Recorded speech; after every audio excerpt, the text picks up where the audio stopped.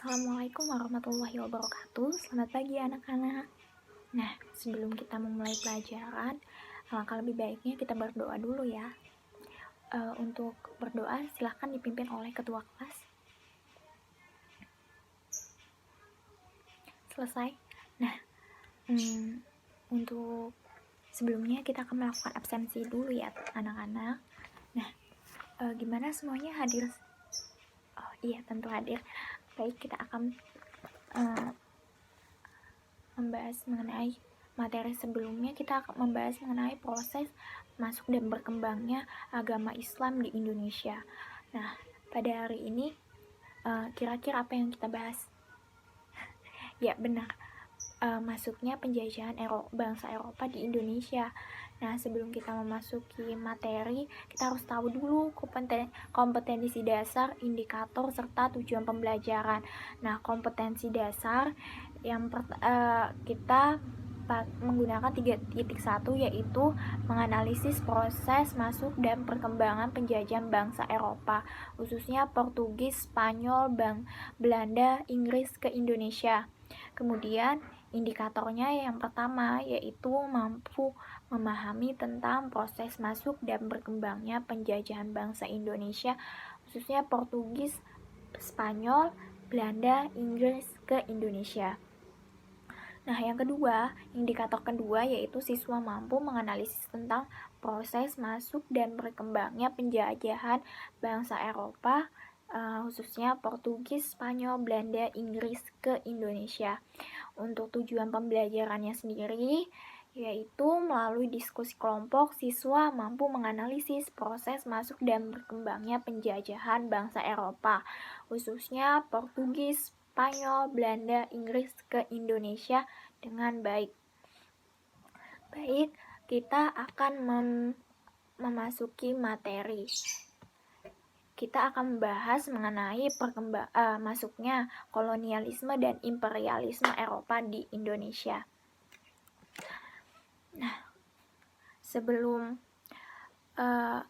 kita membahas mengenai masuknya kolonialisme dan imperialisme di Indonesia, sini Ibu tanya, apakah kalian tahu kapan sih Indonesia itu dijajah? Ya, benar sekali. Jadi, Indonesia itu dijajah pada tahun 1511. Nah,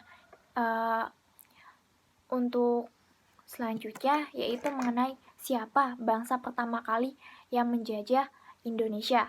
Di sini sudah ada bendera Belanda, Portugis, dan Spanyol. Kira-kira pada tahun 1511 itu siapa yang menjajah bangsa Indonesia untuk pertama kalinya? Ada yang tahu? Ya, benar. Bangsa yang datang ke Indonesia pada tahun 1511 itu yaitu bangsa Portugis. Bangsa Portugis datang ke Indonesia untuk mengambil rempah-rempah yang ada di Indonesia. Selanjutnya, kita akan mengetahui mengenai faktor apa sih kedatangan bangsa Eropa ke Indonesia? Apa saja yang membuat mereka datang ke Indonesia? Nah, yang pertama yaitu konsep 3G, yaitu Gold, Glory, dan Gospel. Nah, 3 konsep ini yang mempengaruhi mengapa mereka sampai ke Indonesia. Selain itu yaitu jatuhnya Konstantinopel pada tahun 1453. Yang ketiga yaitu kemajuan ilmu pengetahuan dan teknologi. Nah, kemajuan bidang ilmu pengetahuan dan teknologi ini sangat mempengaruhi faktor kedatangan bangsa Eropa ke Indonesia. Dari segi ilmu pengetahuan yaitu ditemukannya arah mata angin dan serta peta dan lain-lain. Sedangkan teknologi yaitu di bidang pelayaran tentunya. Nah, yang keempat yaitu buku Imago Mundi pertama dan kedua Milion karangan Marco Polo tentang perjalanannya ke timur. Nah, sebelum melanjutkan materi selanjutnya, apakah ada pertanyaan? Ya, baik, kita akan melanjutkan. Nah, di sini kita akan membahas mengenai bangsa yang pertama kali datang ke Indonesia, yaitu Portugis. Nah, Portugis datang ke Indonesia dipimpin oleh Alfonso de Albuquerque. Nah, ia berhasil menguasai Malaka sebagai pusat perdagangan rempah-rempah di Asia Tenggara pada tanggal 10 Agustus 1511. Nah, selanjutnya ada bangsa Spanyol. Bangsa Spanyol datang ke Indonesia pada tahun 1521. Kedatangannya ini dipimpin oleh Sebastian Elcano. Ia pertama kali berhasil berlabuh di Tidore. Namun kedatangannya ini dianggap melanggar perjanjian Tordesillas. Ada yang tahu perjanjian Tordesillas itu apa? Nanti kita akan bahas mengenai perjanjian tersebut. Nah, untuk menyelesaikan permasalahannya ini, kemudian Portugis dan Spanyol kembali melakukan perjanjian. Perjanjiannya ini disebut Saragossa pada tahun 1529. Nah, dari sini apakah ada pertanyaan? Tidak ada. Maka kita lanjut. Selanjutnya yaitu kita akan membahas mengenai Belanda, bangsa Belanda. Bangsa Belanda datang ke Indonesia pada tahun 1596. Nah, kedatangannya ini dipimpin oleh Cornelius de Houtman. Ia berhasil mendarat di Banten sekitar tahun 1596. Nah, namun kedatangan ekspedisinya ini dianggap gagal. Kemudian mereka melakukan ekspedisi kedua ke Indonesia pada tahun 1598 sampai 1600. Nah, pada sekitar tahun 1598 ini bangsa-bangsa Belanda mulai berdatangan ke Indonesia, kemudian dipimpin oleh Jacob van Eyck. Selanjutnya yaitu ada bangsa Inggris. Nah, jadi bangsa Inggris ini datang ke Indonesia dipimpin oleh Henry Middleton. Henry Middleton melakukan ekspedisi menuju perairan Afrika Selatan hingga ke Samudra Hindia dan menemukan Pulau Sumatera. Nah, dari Pulau Sumatera menuju Banten sekitar akhir tahun 1604. Ia berlayar setelah dari Banten tersebut, ia berlayar lagi ke Ambon untuk mencari rempah-rempah sekitar tahun 1605. Nah, dari Ambon ini ia lalu ke Ternate serta Tidore dan mendapatkan rempah-rempah seperti lada, dan cengkeh. Sedangkan ada James Cook sampai ke Batavia pada tahun 1770 setelah dia dari Australia. Nah, sebelum melanjutkan pembahasan mengenai VOC, ada pertanyaan lagi nggak nih? Gak ada. Kita lanjut ya. Nah, di sini kita akan membahas mengenai VOC. Jadi VOC ini, tunggu dulu. Ada yang tahu nggak VOC itu apa sih? Ya silahkan Mas Diki. Oh iya benar. Jadi VOC itu adalah perusahaan dagang yang didirikan pada tanggal 20 Maret 1602 oleh Johan van Oldenbarneveldt. Nah, berdirinya VOC ini tentu ada tujuannya. Tujuan pembentukannya itu yang pertama yaitu menghindari persaingan sesama pedagang Belanda. Yang kedua, memperkuat Belanda dalam persaingan dengan bangsa Eropa lainnya. Dan yang ketiga yaitu memonopoli perdagangan rempah-rempah di Indonesia.